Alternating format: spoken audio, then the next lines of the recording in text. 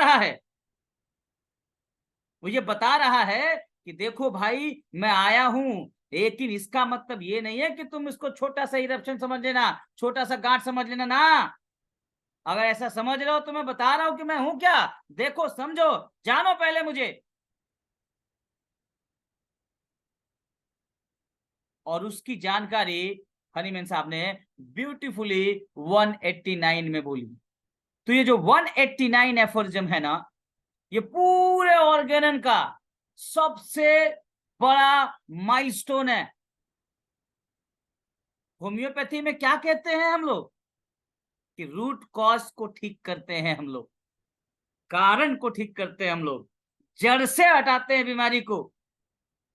तो जो बाहर आई, उस बाहर की बीमारी को अगर हमने केवल बाहर से ही ठीक कर दिया तो क्या जड़ से मिटाया? ये बताइए, जब तक आप जड़ का पता नहीं लगाएंगे तब तक क्या जड़ से चीजों को खत्म कर सकते हैं? बोलिए, पॉसिबल है ऐसा?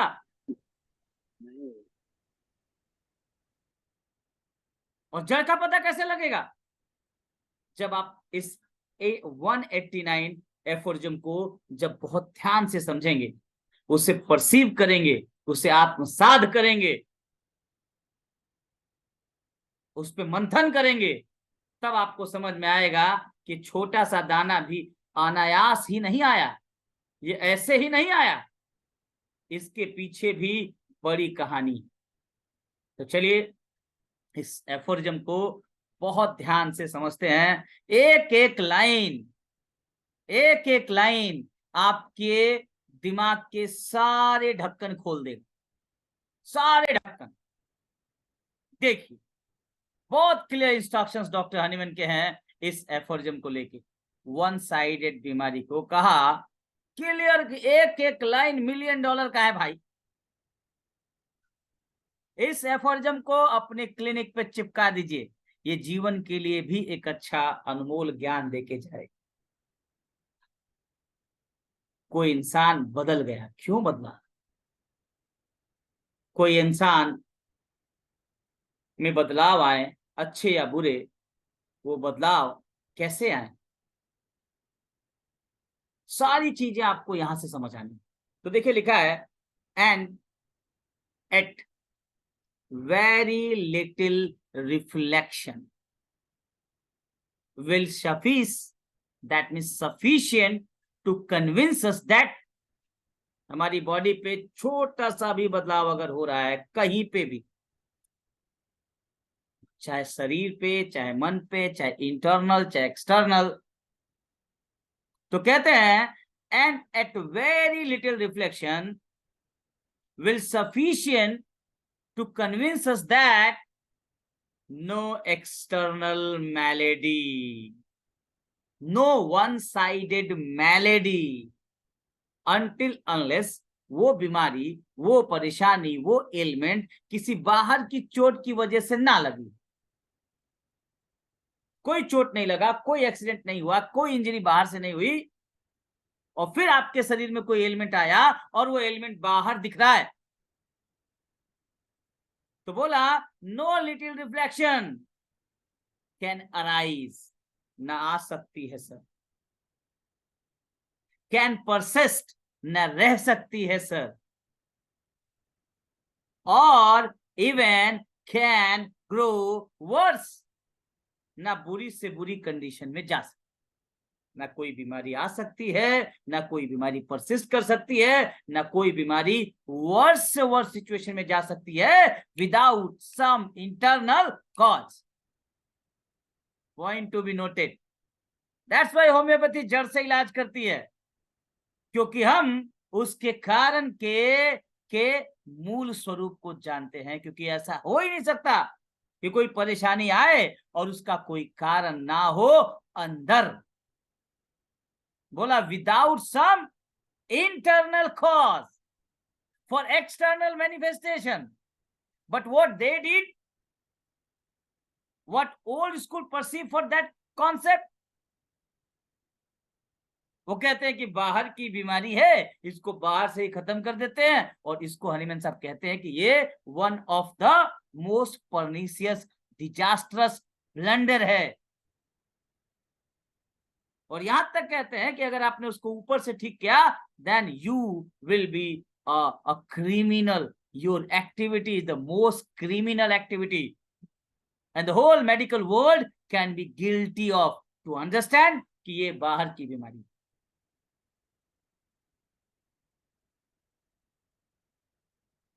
साफ साफ कह रहे कि विदाउट सम इंटरनल कॉज, केवल कारण ही नहीं, देखिए कहा without the cooperation of the whole organism.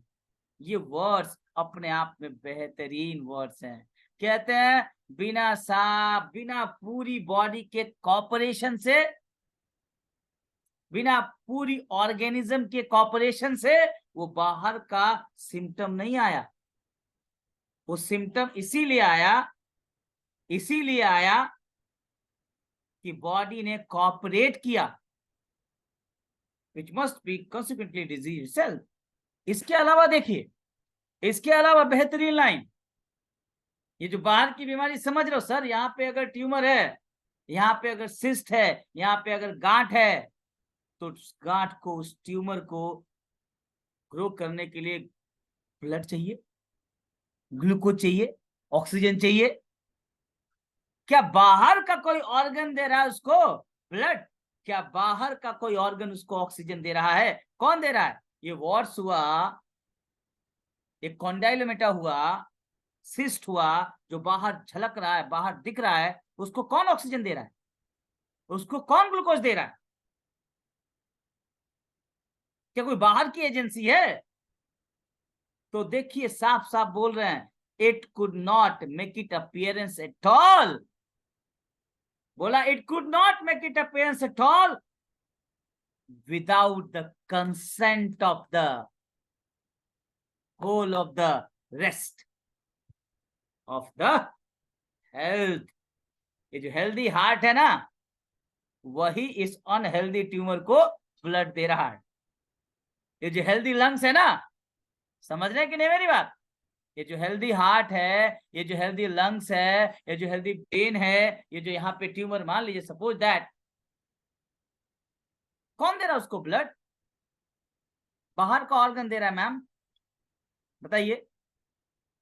Who is supplying? Our own body.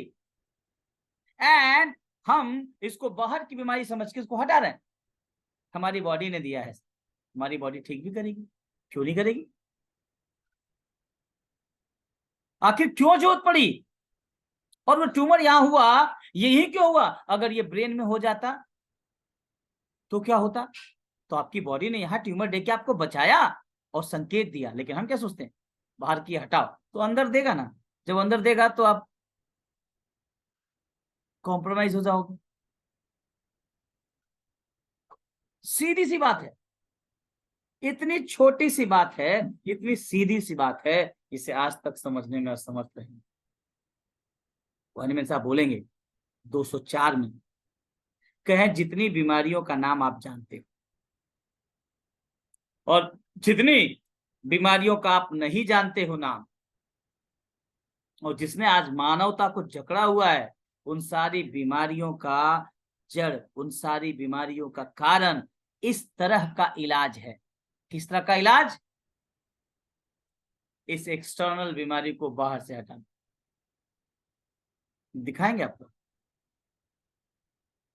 कह रहे हैं कि बिना बॉडी के कंसर्न से, बिना बॉडी के पार्टिसिपेशन से कुछ नहीं हुआ।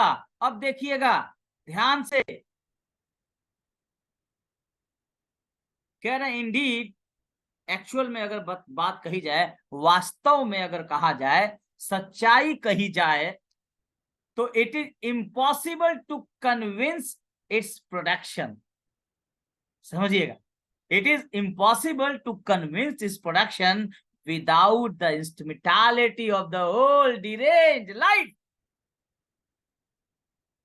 बिना बॉडी के कॉपरेशन से, बिना बॉडी के आपस के परस्पर तन्मयता के बिना कोई भी एक सिम्टम बाहर परसिस्ट नहीं कर सकता, क्योंकि बाहर गया है तो लंग्स, हार्ट, किडनी सब एक साथ कॉम्प्रोमाइज करके, सब एक साथ एक इंस्ट्रूमेंटालिटी में काम करके आपको सप्लाई दे रहे हैं, तब तक आप सर्वाइव करोगे। तो आपका हार्ट पेन ले रहा है, आपका लंग्स पेन ले रहा है, आपका किडनी पेन ले रहा है, और उसके पेन को आपने उसको बाहर से काट के बढ़ा दिया। अरे बाबू, इतना दर्द दे के हम इसको बनाए थे उसको समझने के लिए, उसको हटा दिया वो, तो चलो अब अंदर देंगे। कितना बड़ा बुरा काम होता है। तो बोला कि so ultimately all the part of the organism are connected together from an invisible whole in the sensation and function।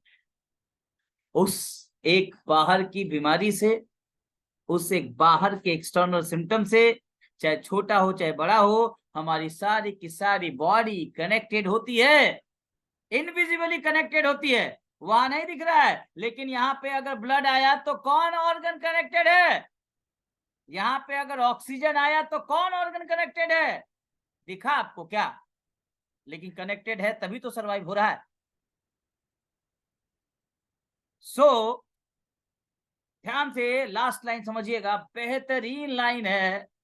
कह रहे so no eruption on lip, छोटा दाना यहां हो जाए वो भी नहीं। No whitlow can occur. Sir ध्यान से समझिए, ये जो बीमारी हुई, ये जो बाहर सिम्टम दिखा, ये बाहर सिम्टम तब तक नहीं दिखेगा, भले वो इरप्शन हो, भले वो विथले हो, भले वो ट्यूमर हो, भले वो कैंसर हो, ये बाहर तब तक नहीं दिखेगा जब तक या तो प्रीवियस इल हेल्थ आपका रहा हो, या तो साइमल्टेनियस इल हेल्थ रहा हो। बिकॉज कुछ तो गड़बड़ी है, तभी तो बाहर आया। तो जो बाहर आया सिम्टम, या तो आपके पिछले बुरे कांड का नतीजा है, या तो आप अभी कोई कांड कर रहे हो उसका नतीजा है। ये कर्मों का फल है, ये कर्मों का भोग है, आपके प्रीवियस या आपके साइमल्टेनियस इंटरनल इल हेल्थ। कहा ये इंटरनल इल हेल्थ का नतीजा है एक्सटर्नल बीमारी। और इंटरनल इल हेल्थ क्यों हुआ, आखिर क्या कारण है? इस कारण को जाके देखना है। किधर देखने का? एफोरिज्म 5 में जाके देखने का। Will, moral, intellect, occupation, social, domestic relationship, your ingratitude behaviour, cruelty, inhumanity, immoral, या फिर फिजिकल, आप कुछ उल्टा सीधा खा रहे हो, उल्टा सीधा लाइफ जी रहे हो, कुछ तो ऐसा इंटरनल इल हेल्थ है।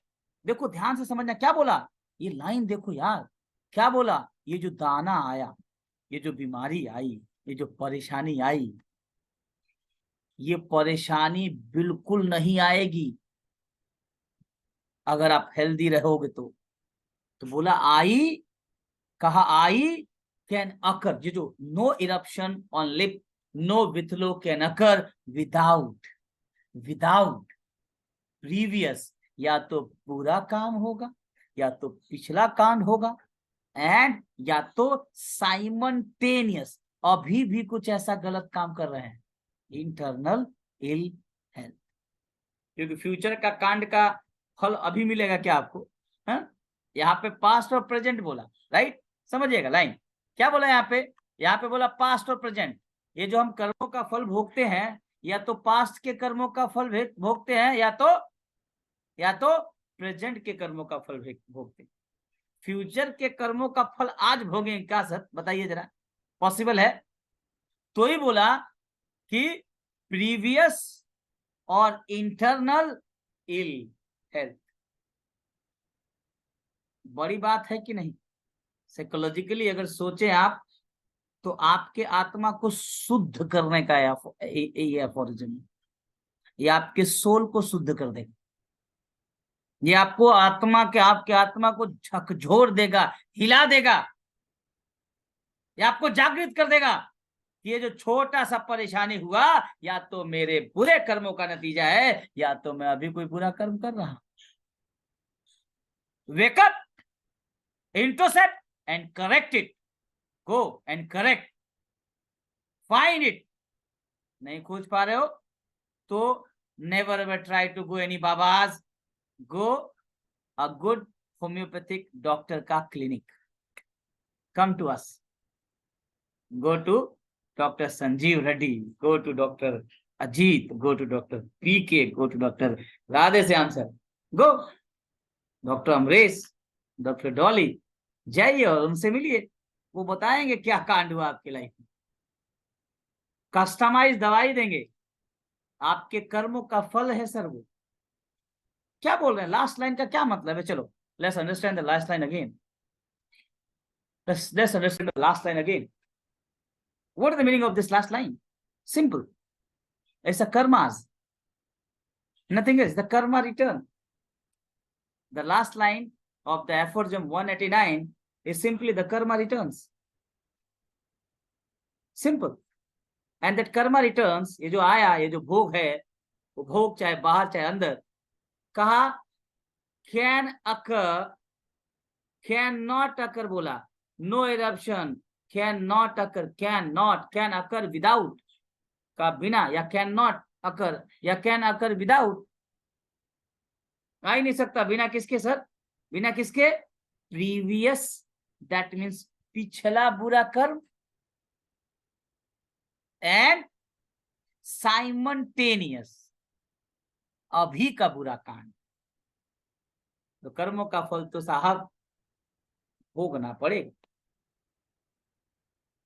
और वो कर्मों का जब फल होता है वो रियलाइजेशन के लिए आता है, ये सेल्फ एक्चुअलाइजेशन के लिए आता है, ये आपकी अंडरस्टैंडिंग को जागृत करने के लिए आता है कि there is some problem within ourselves. क्या बोला जी? इंटरनल इल हेल्थ ऑफ सासुमा, ऐसा लिखा है? Internal ill health of a पड़ोसी, ऐसा लिखा है क्या? लिखा है जी? जिसको लगता है internal ill health of doctor Chaddha, ऐसा लिखा है? कहो किसका लिखा है? किसका इंटरनल इल हेल्थ? रेडी? किसका? पड़ोसी का? और इतनी छोटी सी बात है सर मैम, और हम भटकते रहते हैं, भटकते रहते हैं, भटकते रहते हैं, भटकते रहते हैं, भटकते रहते हैं। कभी इनके पास, कभी fast journey of the disease, fast journey of the disease. Exactly sir.